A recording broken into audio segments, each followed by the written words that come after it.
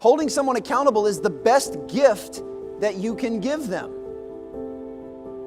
Because ultimately, when you hold a teammate accountable, hold a family member accountable, you're telling them, I care so much about you and I care so much about us that I'm not gonna let you slide. I'm not gonna let you get away with doing less than your best. I'm not gonna let you get away with having a bad attitude. I'm not gonna let you get away by stepping out of bounds. I care so much about you and I care so much about us that I'm gonna give you the gift of accountability. And ultimately, that's what accountability is. Accountability is a gift. Now, it doesn't always feel that way when we're on the receiving end of it, but if you can get everyone on your team or in your organization to realize that when a teammate cares enough to hold them accountable, that is how you protect the sanctity of the locker room, as we say. That is how you protect your culture. And average organizations have what's called vertical accountability.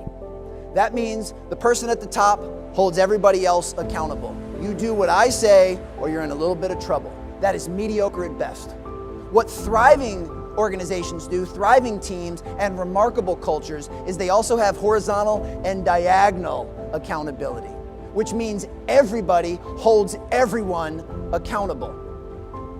Not only does everyone hold everyone accountable, they have an obligation to do so. Because when they sign up to be a part of your team, they are signing up to trade some of the me for the we. They are deciding to invest in themselves to make those around them better. And in order to do that, we have to hold each other accountable.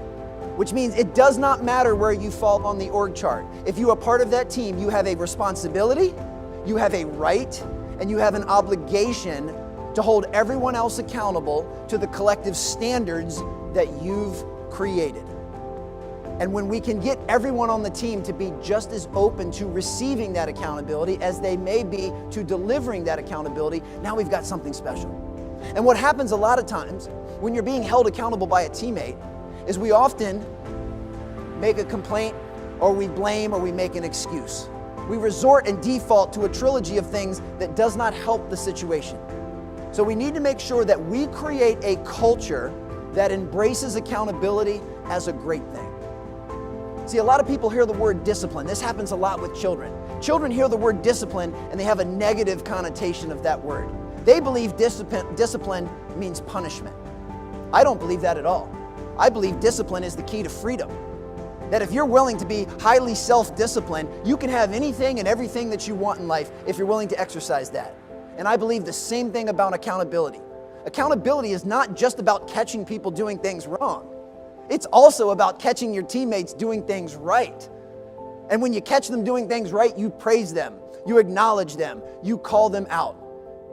And you appreciate them with specificity in a customized way that makes them feel great about what it was that they just did to contribute to your culture.